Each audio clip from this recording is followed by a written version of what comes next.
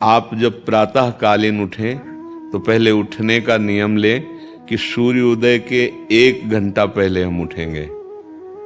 देखो हमारी प्रार्थना मानना। तो इस समय सूर्योदय कई बजे होता है? लगभग 6 बजे 6:30 बजे। 6।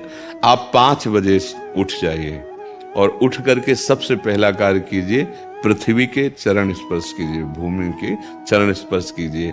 और फिर आप जिस आसन पर बैठे हैं, देखो ध्यान से हमारी तरफ सुनना, जिस आसन पे बैठे हैं, जिस पे शयन किए थे, जिस सैया पर सोए थे, पृथ्वी को प्रणाम करने के बाद उसी सैया में 5 मिनट केवल बैठ जाइए और 5 मिनट बैठकर 5 संतों का नाम ले लीजिए।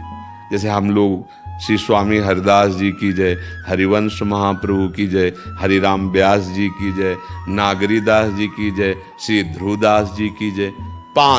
5 संतों के नाम याद कर लीजिए।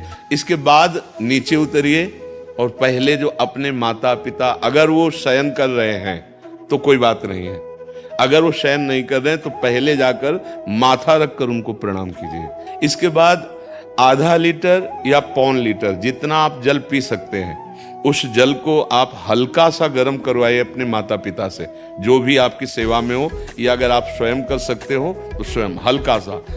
अगर 500 ग्राम पी जाए तो और अच्छी बात है, और इससे ज्यादा पी जाए तो अच्छी बात है। वज्रासन में बैठना आता है? वज्रासन जानते हो आप लोग? देखो वज्रासन, वो देखो बैठ रहे हैं, ये दोनों पैरों को ऐसे करके इससे बैठकर जल पिया जाए। ये आपके ब्रह्मचर्य की रक्षा करेगा, कब्ज नहीं होने देगा और आपके मस्तिष्क की गर्मी को ठंडा करेगा। ऐसे वज्रासन में बैठकर धीरे धीरे 5 या 10 मिनट में जल पिया जाए, एकदम न पिया जाए। गिलास में लेकर के 500 ग्राम जल धीरे धीरे उसको पिया जाए। फिर इसके बाद आपको 100-200 कदम टहलना है। फिर इसके बाद आप शौच जाइए। शौच अगर आपका पेट साफ हो जाता है, अगर नहीं साफ होता है, कोई ऐसी परेशानी लगती है, तो 1 चम्मच ईसबगोल की भूसी और छोटी हर का आधा चम्मच अगर रात्रि में दूध से या पानी से ले ले तो वो बार बार शौच नहीं लगाएगा, पर आपकी आंतें साफ हो जाएंगी। शौच जाने के बाद स्नान करें और फिर तुरंत, अगर आपको व्यायाम आता है तो करे, नहीं तो सीधा सरल बात होती है, 20 बार बैठ जाए बैठक और 10 बार लेटने वाली दंड। और इसके बाद जो अनुलोम विलोम, जो इससे खींचे इसे छोड़ दे, इससे खींचे इसे छोड़ दे, इसके बाद दोनों हाथ ऐसे करके 7 बार ऐसे कर, सीधा खींचे और सीधा छोड़ दे। इतना ही तुम्हारे लिए प्राणायाम की आवश्यकता है। अब अपनी दिनचर्या में लग जा। जो पढ़ाई का कार्य दिया गया है, आगे तुम्हें और भजन की बात हम नहीं कह रहे, जो पढ़ाई का कार्य दिया गया है वो भगवान की ही पूजा है।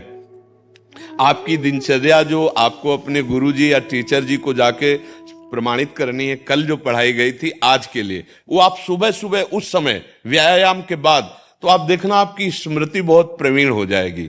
अच्छा, ये आपकी प्रातःकालीन दिनचर्या है। जब आप अपने गुरुदेव के पास स्कूल जाएं तो हमें आजकल का तो अब पता नहीं, पर हम लोग जब जाते थे तो अपने गुरुजी को प्रणाम करते थे। तो जो स्कूल में आपको पढ़ाई पढ़ा रहे हैं वो तो बात है, अब आपको जो हम खास बात बताना चाहते हैं वो कि देखो अभी छोटे छोटे बच्चे हो, बच्चों में कुछ बच्चे ऐसे गंदे बच्चे होते हैं जिनके गंदी बातें दिमाग में आ जाती हैं और गंदी बातें वो करने लगते हैं आचरण में। आप लोग इतना तो जानते ही होंगे कि गंदी बातें किसे कहते हैं। आप लोगों के पास अगर मोबाइल है तो कभी गंदी बात देखना नहीं।